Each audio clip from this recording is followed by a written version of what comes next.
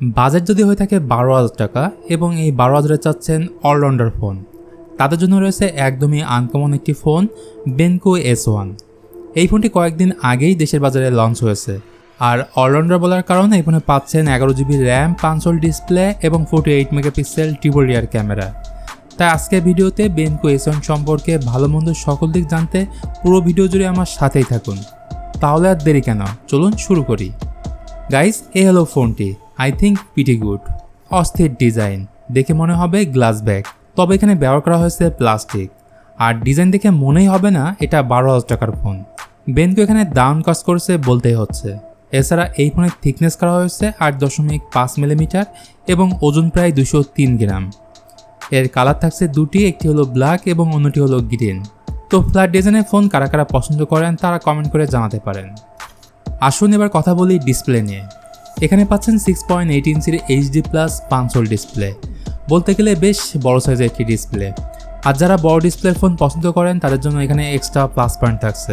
ডিসপ্লের বেজেল এবং scene price অনুযায়ী ঠিকঠাকই আছে। এছাড়া HD+ ডিসপ্লে হয় এখানে শার্পনেসের কিছুটা ঘাটতি রয়েছে।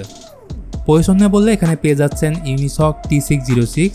আর এই বাজেট সেগমেন্টের ম্যাক্সিমাম ফোনেই দেখা যাচ্ছে এই প্রসেসরটি ব্যবহার করা হচ্ছে।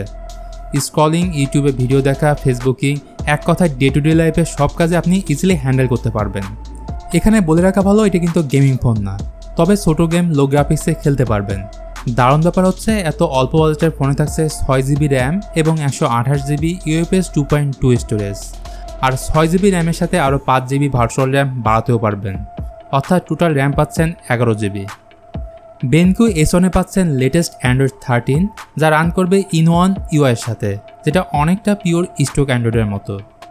আবার ক্যামেরা সেটআপ নিয়ে বললে এর পেছনে রয়েছে 3টি ক্যামেরা, যেখানে মেইন ক্যামেরাটি হলো 48 মেগাপিক্সেল এবং রয়েছে ইউজলেস 2টি ক্যামেরা সেন্সর। আর সামনের দিকে রয়েছে 16 মেগাপিক্সেলের সেলফি ক্যামেরা। দিনের বেলায় মেইন ক্যামেরা দিয়ে আপনি ডিসেন্ট ছবি তুলতে পারবেন, কিন্তু সমস্যা হচ্ছে রাতের বেলায় ছবির কোয়ালিটি ঝাপসা আসে। ভিডিওগ্রাফি নিয়ে বললে এখানে দেওয়া হয়নি স্টেবিলাইজেশন। চলুন এবার কথা বলি ব্যাটারি নিয়ে।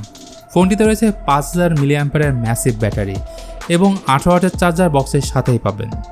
এবার যদি প্রাইস নিয়ে কথা বলি, তো প্রথমে আমি বলেছিলাম এর প্রাইস হলো 12,200 টাকা।